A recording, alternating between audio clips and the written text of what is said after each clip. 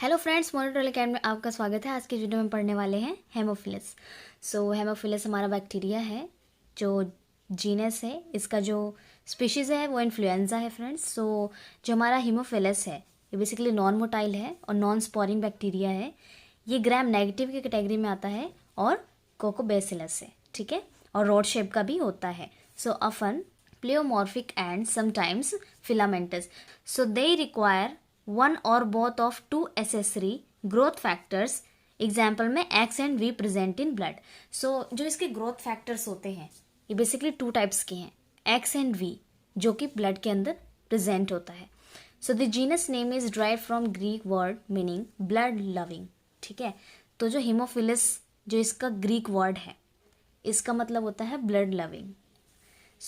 Pathogenic organisms of this genus are, इसके कुछ pathogenic organisms हैं जो कि इन्फेक्शन कॉज कर सकते हैं ह्यूमंस के अंदर।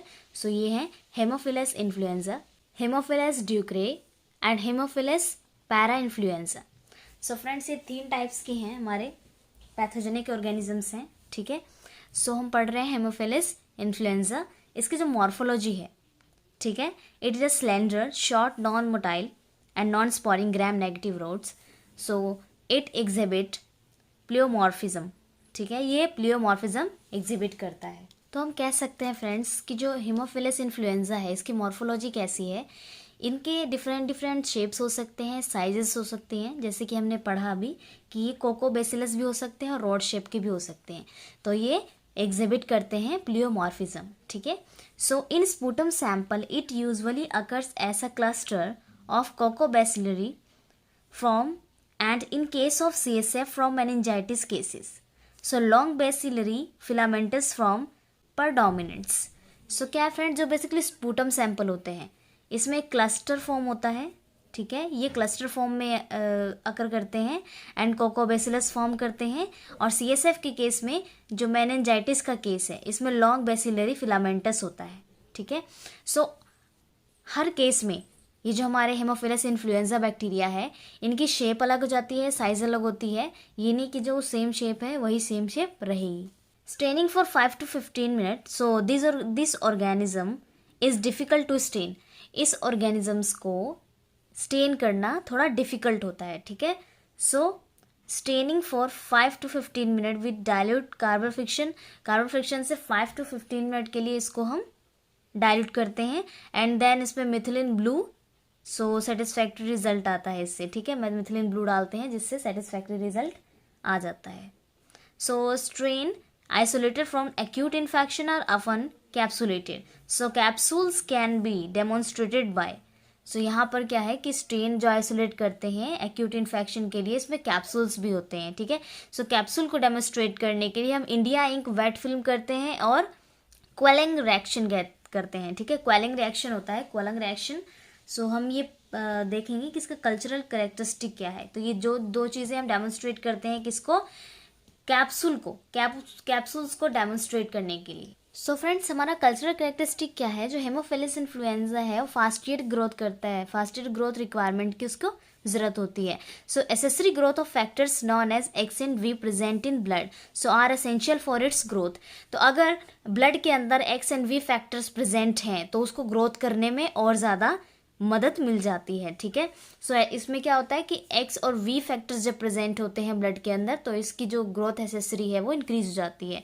Therefore it can grow on blood agar but not on nutrient agar. हम इसको ब्लड अगार के ऊपर ग्रो कर सकते हैं, न्यूट्रिएंट अगार के ऊपर ग्रो नहीं करवा सकते।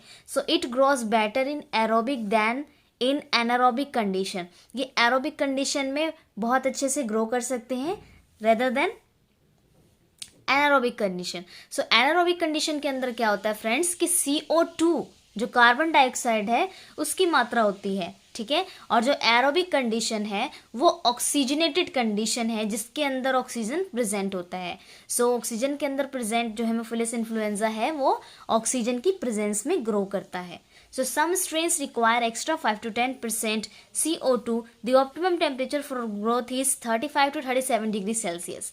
जो बैक्टीरिया ग्रोथ है वो कितनी है, उसका temperature 35 to 37 degree Celsius For isolation of Haemophilus influenza, instead of blood agar, chocolate or heated blood agar is used.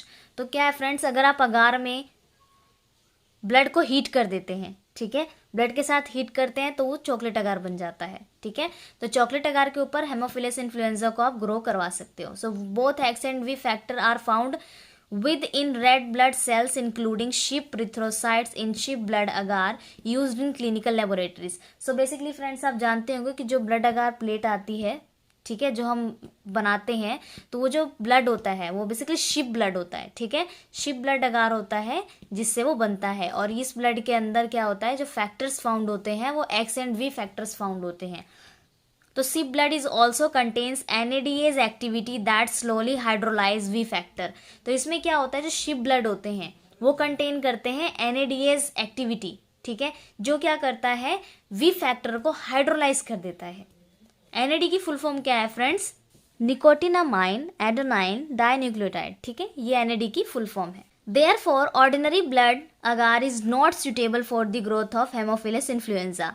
So, जो ऑर्डिनरी ब्लड अगार होते हैं वो हेमोफिलस इन्फ्लुएंजा ग्रोथ के लिए सुटेबल नहीं है।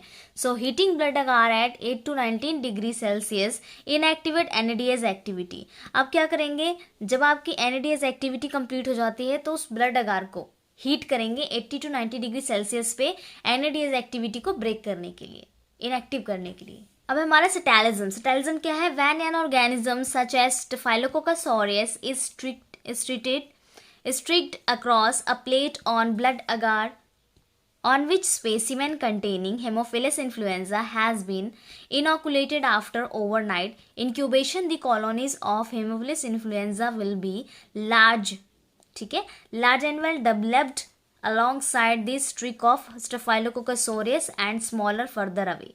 तो क्या होता है फ्रेंड्स कि यहाँ पर हमने ऑर्गेनिज्म लिया है स्टेफाइलोकोकस ऑरियस, जो कि प्लेट के बीचों बीच हमने उसको स्ट्रिक किया है, ठीक है। सो यहाँ पर जो स्पेसिमेन कंटेन होगा हेमोफिलस इन्फ्लुएंजा होगा, उसको इनोकुलेट करेंगे और ओवरनाइट के लिए इंक्यूबेशन में छोड़ देंगे, ठीक है। तो कॉलोनीज जो आएंगी हेमोफिलस इन्फ्लुएंजा की वो लार्ज आएंगी, ठीक है। सो फ्रेंड्स, इस डायग्राम में आप देख सकते हो ये कल्चर प्लेट है, ठीक है, this is a culture plate,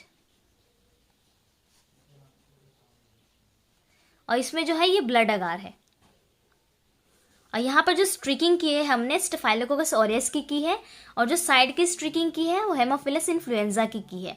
तो ये आपको दिख रहा है कि यहाँ पर जो ग्रोथ आई हुई है, आप देख सकते हो हेमोफिलस इन्फ्लुएंजा की जो लार्जर ग्रोथ है रेदर देन स्टेफाइलोकोकस ऑरियस।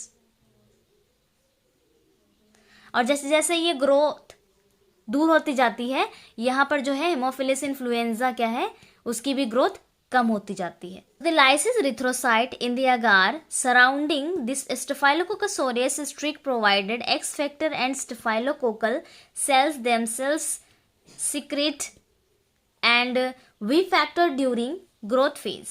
सो क्या है, यहाँ पर रिथ्रोसाइज्ड सेल्स हैं जो कि अगार के सराउंडिंग में स्टेफाइलोकोकस ऑरियस जो है वो जो स्ट्रिकिंग की हुई है, एक्स फैक्टर है वहाँ पर, एंड द स्टेफाइलोकोकस सेल्स जो है वो सिक्रेट है, ठीक है। और वी फैक्टर क्या है, ड्यूरिंग ग्रोथ फेज के उसके सराउंड में आएगा। सो फ्रेंड्स, जो लाइज्ड रिथ्रोसाइट का मतलब क्या है, लाइसिस का मतलब क्या होता है, टूटना। सो रिथ्रोसाइट क्या है, यहाँ पर टूट रखी है, ठीक है। तो लाइज्ड रिथ्रोसाइट बोला यहाँ पर, जो अगार के सराउंड में हमें दिख रहे हैं। So that's why staphylococcal streak technique can be use to recover Haemophilus species from clinical samples.